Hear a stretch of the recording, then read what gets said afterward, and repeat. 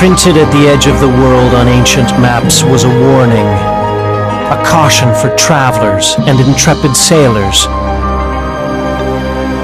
Go no further, for here be dragons.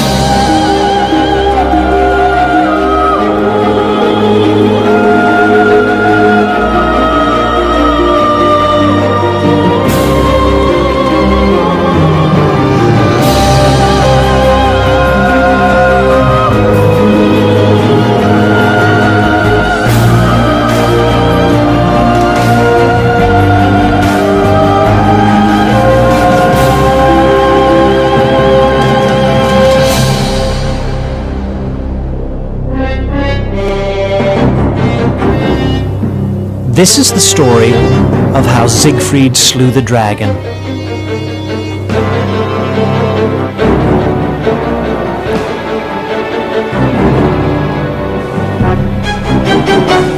Empowered by a magical sword, Siegfried sets off to kill the dragon.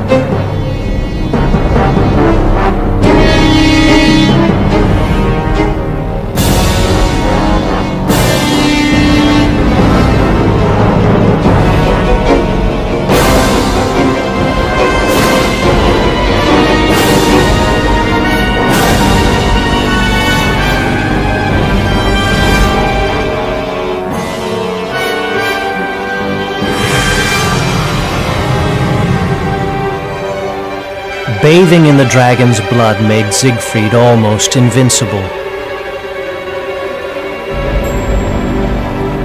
The Greek Perseus saved Andromeda from a dragon and was rewarded with a kingdom. The dragon of St. George was a manifestation of the devil. Only the bravest knights would dare face such a monster. The dragons of China carried emperors to heaven. Dragons, the nemesis of kings and the symbol of emperors. Their saliva is deadly. Their eyesight acute. They can run at a speed of up to 20 kilometers an hour. When these animals attack, nothing can stop them. These are not the creatures of mythology. They are Komodo dragons. The antique maps were not wrong. To the west of Java are 5 tiny islands, and here be dragons. In 1910, a Dutch administrator from a neighboring island heard stories of an island populated by giant lizards. So he set sail and landed here on the island of Komodo, where he found dragons. 60 years later, another intrepid adventurer arrived by boat.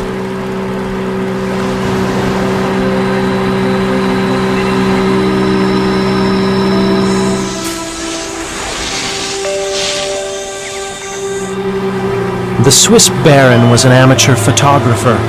He came to Komodo for the extraordinary landscapes of the volcanic island. He didn't intend to stay long.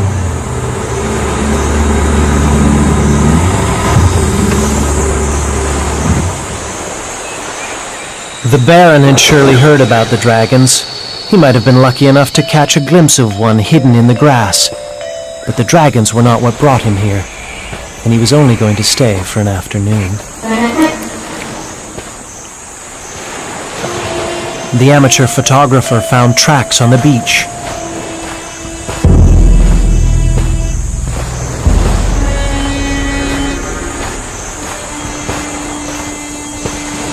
He probably didn't notice the tracks he was leaving behind.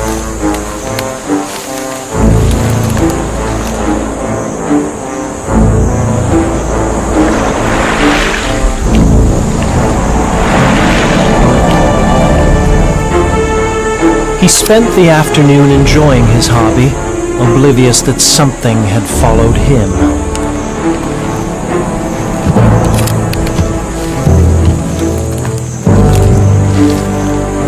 He even managed to snap a few pictures of dragons wandering in the distance.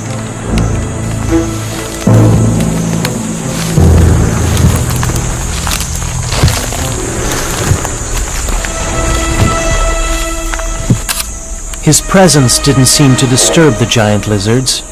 They looked quite content in the sun.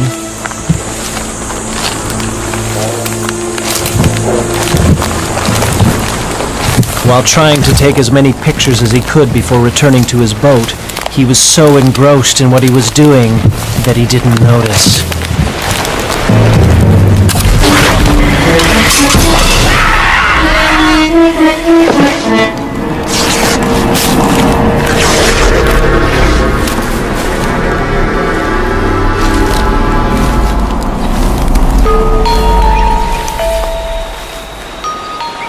The Baron never returned to his boat that afternoon.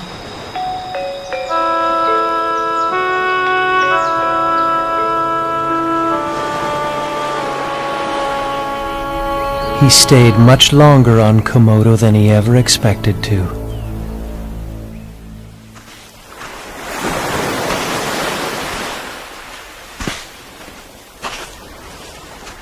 Nine people have been killed by the dragons on Komodo. What is interesting is that none of them was from the island.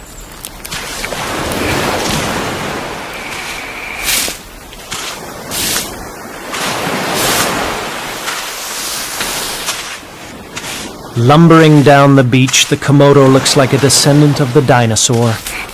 Though the Komodo is a reptile, it now seems that rather than descending from dinosaurs, the two creatures share an even more ancient ancestor. The Komodo is the world's largest lizard. Males can grow to over 3 meters in length and weigh about 70 kilos. Between May and August, the mating season, they battle for females.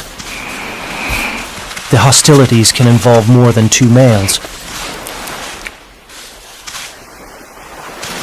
The contest continues down the beach.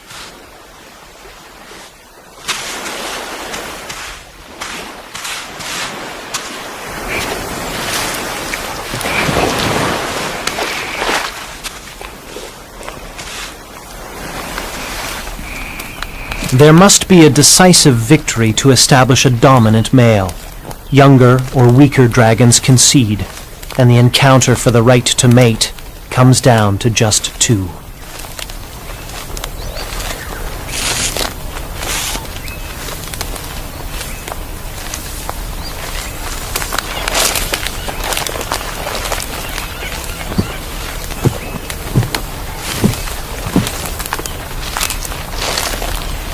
Using his tail for support, the Komodo thrusts his head into the air for the final round. The fights are often bloody, though combat is rarely mortal. As the loser retreats, the victor can now claim his prize.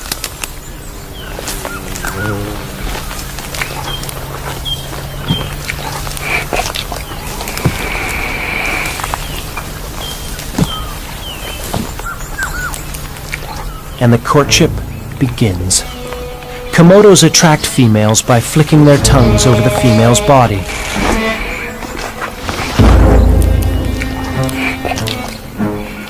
Like the Greek legend of Perseus, this male has won the lady's affections.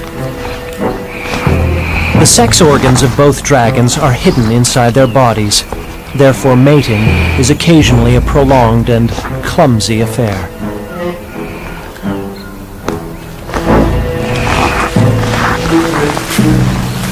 Although mating can begin as early as March, the females won't lay their eggs until September, avoiding the heat of the dry season. Females will also mate more than once, increasing the chances of all their eggs becoming fertilized.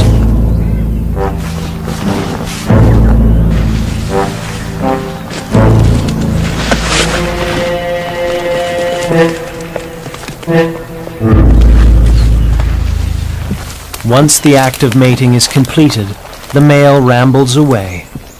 Having fought for the maiden and having claimed his prize, this dragon's off to conquer new territory. It is the female's responsibility to find a suitable nest for her eggs.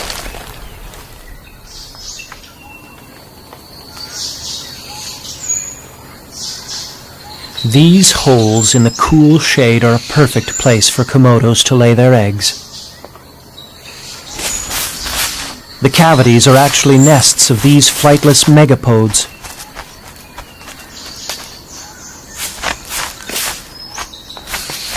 It is likely that the little bird does not realize that her nest is about to become the lair of a dragon.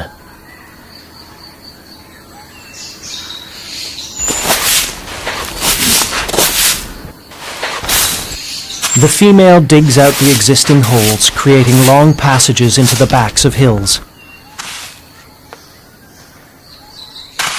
where she will lay up to 30 soft white eggs.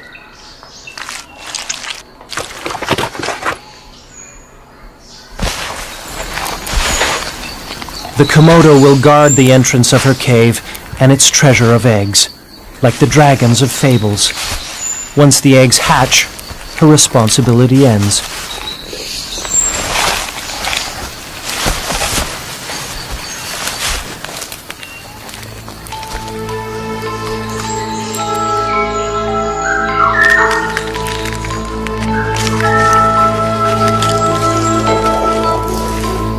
Tiny dragons weighing less than 100 grams move out of the nest as soon as they hatch.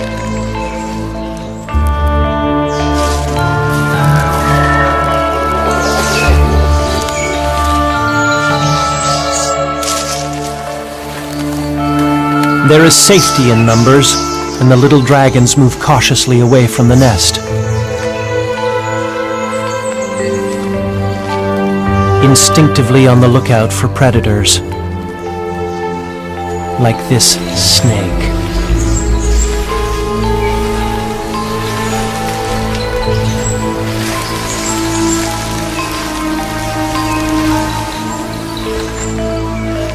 Instinct also directs the Komodo to move into the trees off the ground, where they may be spared the gecko's fate.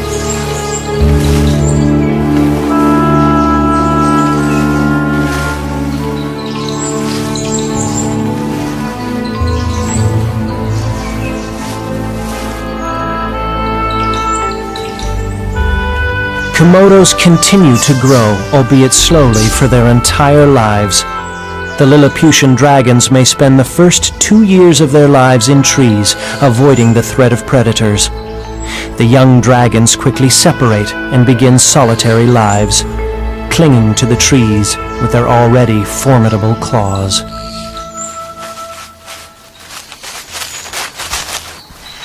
Immature dragons will sometimes go hunting in trees, for their own kind. Komodo dragons are cannibals.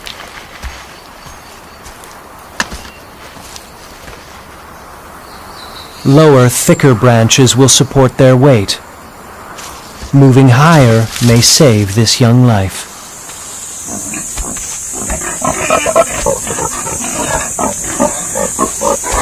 A female wild boar and her piglets could be easy prey for a dragon.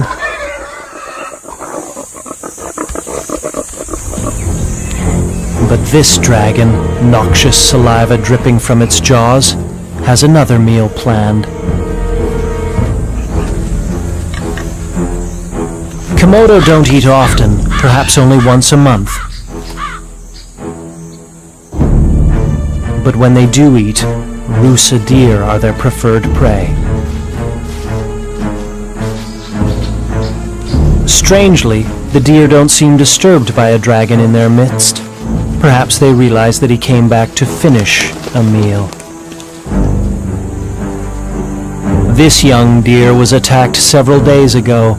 Its neck and leg are injured and seriously infected.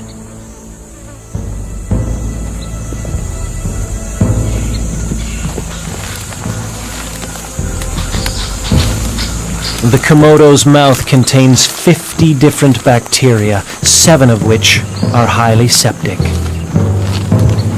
The infection caused by the Komodo's toxic bite will soon kill the deer.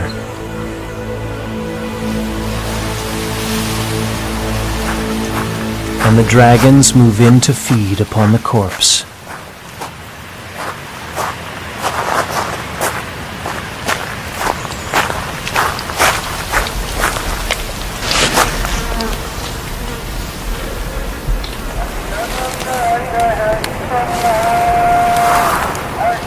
Of the 9 people killed by dragons, not one was from the island of Komodo.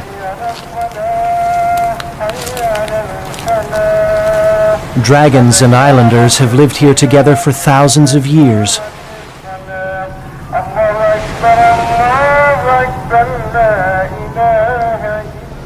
The islanders make a living primarily from fishing.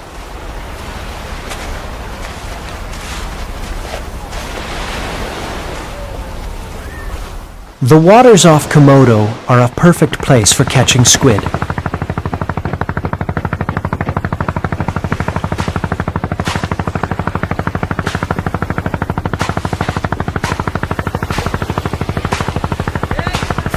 A dragon arriving at the beach may have smelt this boat's morning catch. It was once believed that Komodo enjoyed the water. Like most animals, dragons can swim if pressed, but Komodos prefer dry land.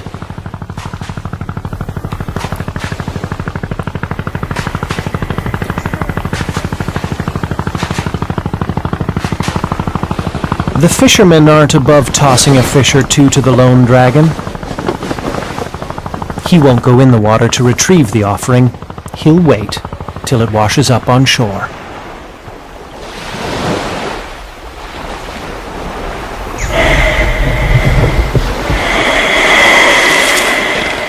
The tide is bringing a much more substantial feast for the dragon.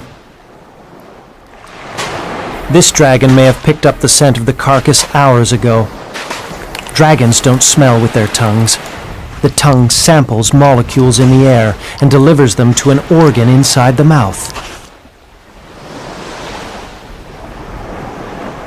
The organ is so sensitive that by moving their heads back and forth, the dragons know exactly where the carcass will land.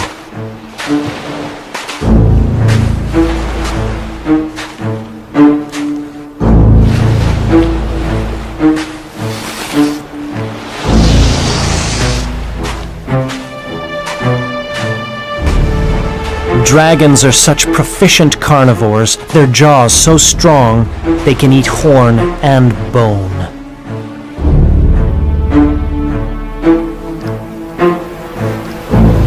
The Komodo's wait has not been in vain. It can finally begin to feed.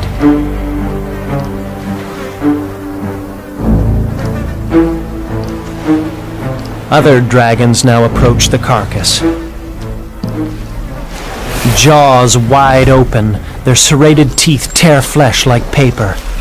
Komodos eat so quickly, there may be few leftovers for this little crab. The dragon may have smelt it, despite the stench of the cow.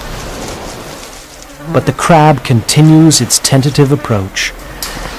When competing for females, dragons are ferocious, but Komodos of the same size will feed together without incident. After shaking out fecal matter, dragons will even eat intestine. It is meals like this that contribute to the dragon's lethal saliva.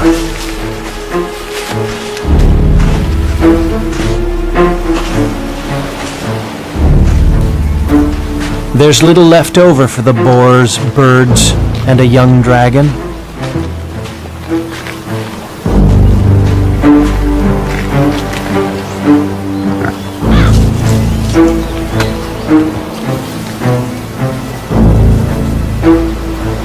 Even the butterflies are scavenging, feeding off dragon dung.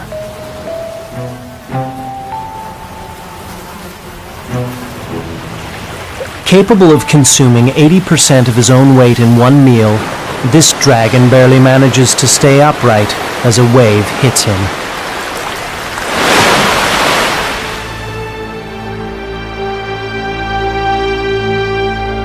High above the feasting, and with perfect timing, an eagle neatly snatches a fish from the bay.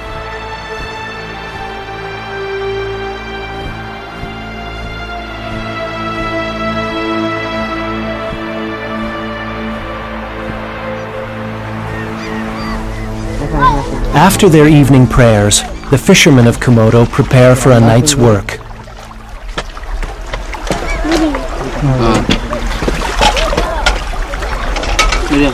Dali.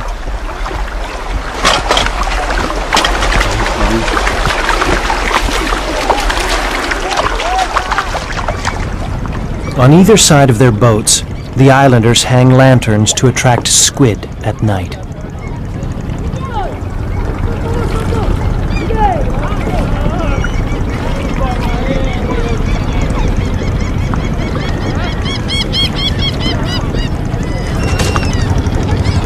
Once all the lights are on board, the tiny fleet heads for open water.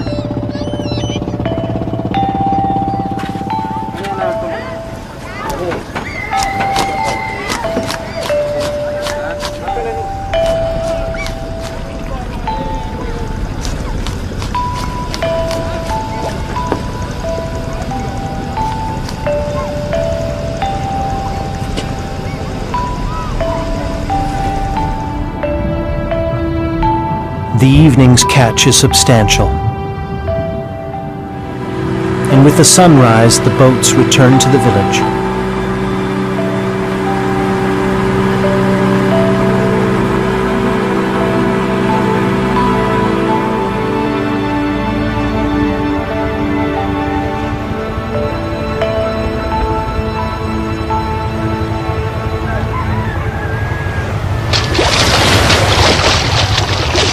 The Komodo have smelt the previous night's catch, now drying in the sun.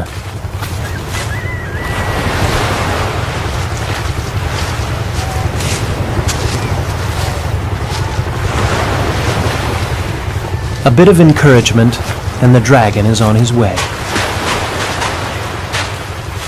The paddle won't touch him, just help him understand that this is not a buffet.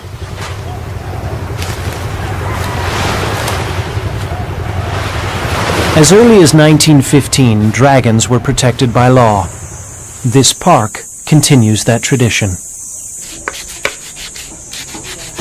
As much as Western mythology has demonized the dragons, so Eastern tradition reveres them. On Komodo, where the people coexist with them, there are stories of how the dragons came to be. Long ago, a princess gave birth to twins, a boy and girl. The boy was a healthy, strong baby, but the baby girl was a lizard. Realizing she was a burden to her mother, she left. The princess could not forget her daughter.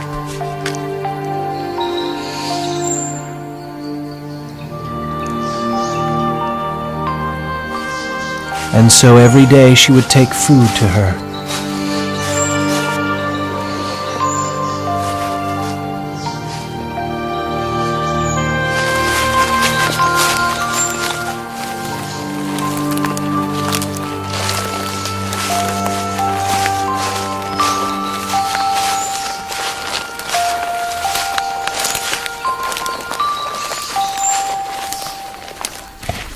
Since that time, there have been dragons on the island.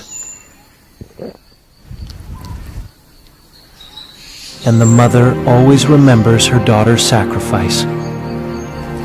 And the dragons have never forgotten that their ancestors were human.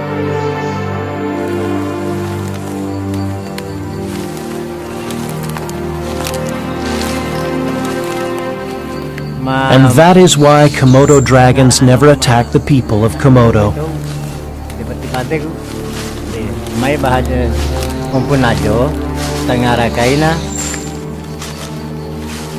The carver's work, and maybe his stories, are offered to visitors at Komodo National Park.